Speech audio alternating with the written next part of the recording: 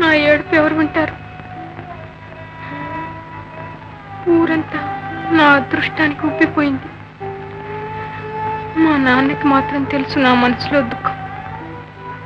పాపం తెలిసేం చేస్తాడు? రాజాజ్ఞ కాదని లేకపోయాడు. ఈ దిక్కుమాలిన మళ్ళీ మిగిలింది ఒక్కటే కోరిక.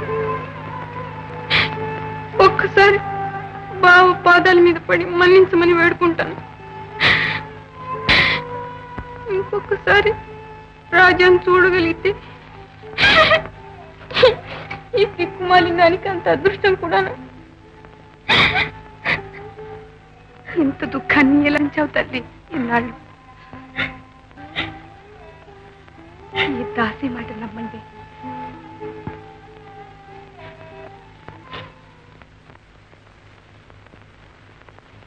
ప్రభువులు ఏదో ఆలోచిస్తున్నట్లున్నది. వాళ్ళ అమ్మగారికి పువ్వులు కావాలట. మనం ప్రాణం మీదకి రావడానికి వెతికి వెతికి ఆ తీగ పువ్వులే కావాల్సి వచ్చాయి. స్వామి, మీకు పుణ్యం ఉంటుంది. ఈ నిర్మాణం తొందరగా పూర్తి చేయించండి. ఇంకెన్నాళ్ళు? ఈ మాసంలోగా పూర్తవుతుంది. దశమి నాడు మహాప్రభువులు నర్తనశాల చూడడానికి విజయం చేస్తున్నారు కదా. అవును. ప్రభువులు సెలవిస్తే? ఓ అలాగే.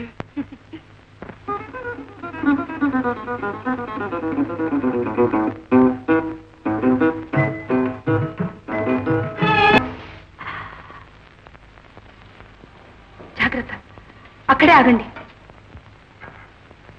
నా వైపు చూడకండి. మీ పని మీరు చూసుకోండి.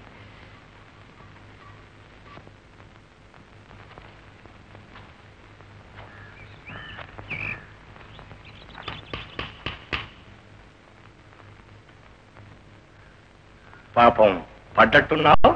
దెబ్బ తగిలిందా? మరేం లేదులేండి, రాళ్ల మీద కాలు జారింది. పాపం మీకు శ్రమ కలిగించాను. ఈ పువ్వులు ఏరుకొని తొందరగా పోతానండి. తొందరగా కాకపోతే నెమ్మదిగా పోవచ్చు. పని వాళ్లకు మాత్రం ఇబ్బంది కలగకూడదు. రాణివాసపు కట్టుదిట్టాలు మీకు తెలియనివి కావు. ఎంత మాట సెలవిచ్చారు?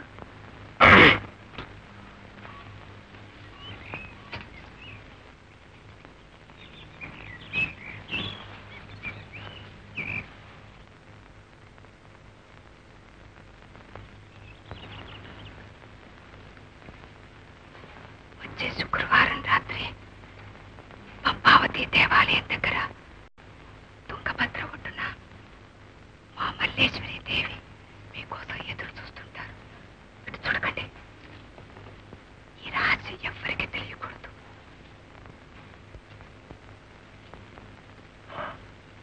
నిజమేనా? మాట్లాడద్దు. నా వైపు చూడకండి.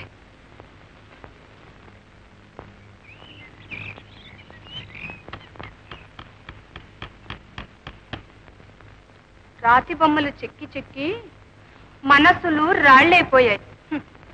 ఎంత న్యాయం! ఏమిటి? ఏమిటో అంటున్నట్టున్నావు? ఆహా, ఏమీ లేదు. బొమ్మలు చెక్కి చెక్కి ఇక్కడ వాళ్ళ మనస్సులు రాళ్లైపోయాయి అంటున్నా.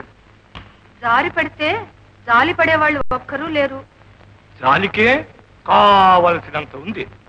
అంతఃపుర స్త్రీలకు జాలి చూపడం కోరి ఉరి తెచ్చుకున్నట్టే.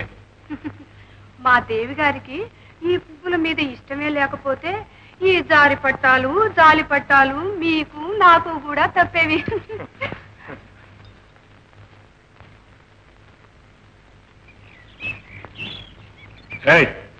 దిక్కులు చూడకుండా పని చేసుకోవయ్యా.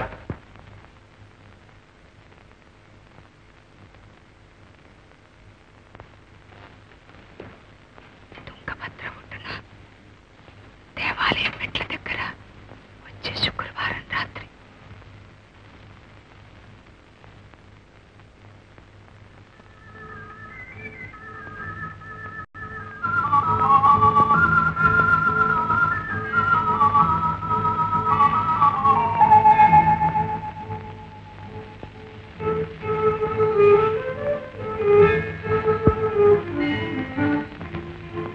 మీరు ఇక్కడ కూర్చోండి అమ్మా.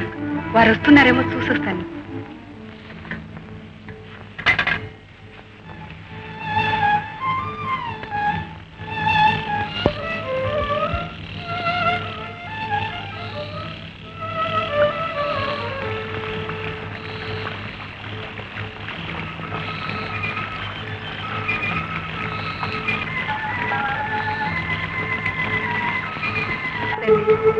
ఈ జలజ అంత తెలియమానిది కాదు. మేము ఎక్కడ కలుసుకుంటే సరిగ్గా చెప్పావా? బాగా సరిగ్గా విన్నాడో లేదో.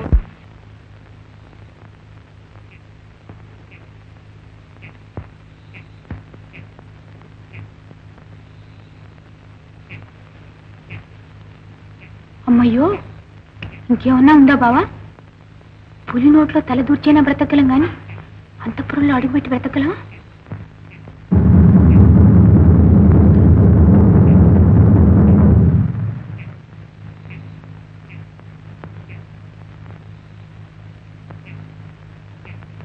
పోవచ్చు, కానీ జలజేమవుతుంది?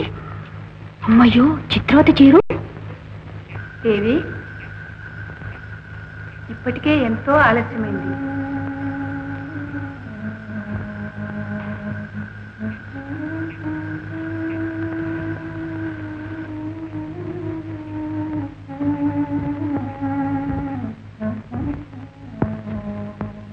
రేపు రాత్రి 2 జాము నగారా వినపడేలోగా బుక్కరాయల బురుజు వద్ద సిద్ధంగా ఉంటాను.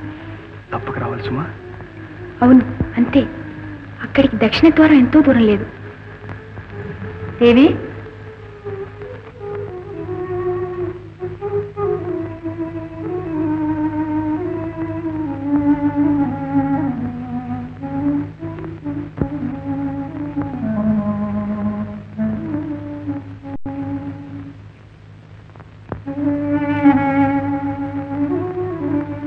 దేవి, 2వ నగారా కూడా విన్నారు.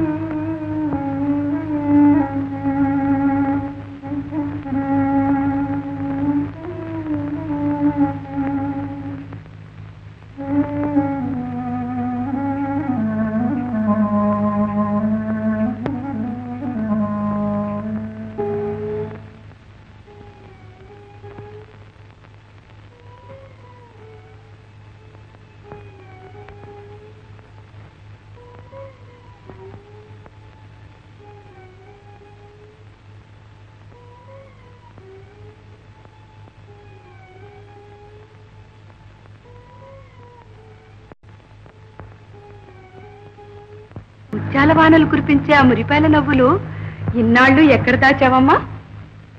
ఈ సౌందర్య రాశిని చూస్తుంటే ఆడదాన్ని నాకే. జలజ, నీ రుణం ఎలా తీర్చుకోను?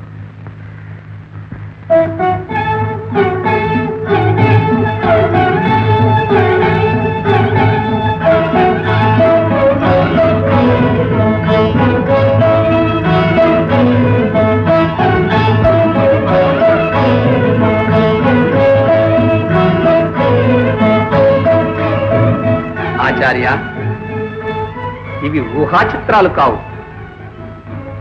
ఎవరో ప్రాణానికి ప్రాణమైన మూర్తులను ఆప్యాయంగా తీసుకువచ్చి ఈ పాషాణం మీద ప్రతిష్ఠించుకున్నారు. ఈ లావణ్య లక్ష్మిని సృష్టించిన మహాశిల్పులెవరు? మహాప్రభువులు, సకల కళా పారంగతులు. ఏలిన వారి చిత్తానికి ఆహ్లాదం కలిగించడం సామాన్యులకు సాధ్యం కాదు. ఈ సౌందర్య మూర్తులను సృష్టించిన కుమారశిల్పి జన్మ సార్థకమైంది. ఈ తరుణంలో సార్వభౌముల సమక్షంలో లేకపోవడం ఆ చిరంజీవి దురదృష్టం. ఎవరా శిల్పి? మనాస్థానంలోని వాడేనా? ఏలిన వారు చిత్తగించాలి. ఒకనాడు పంపాసరోవరం ప్రక్కన కొండలోయలో తిరుగుతూ కనిపించిన ప్రతి రాతి మీద అపూర్వ శిల్పకల్పన చూశాను. ఆ సమీపంలోని మతి చెడి మౌనంగా కూర్చున్న ఒక యువకుడిని చూశాను. ఆ శిల్పాలు చెక్కినది అతడేనని తర్వాత తెలుసుకున్నాను. ఎంతో కష్టం మీద నచ్చజెప్పి ఆ చిరంజీవిని మన నర్తనశాలలో పనిచేయడానికి ఒప్పించాను. ఆ శిల్పి పేరు నాగరాజు. నాగరాజు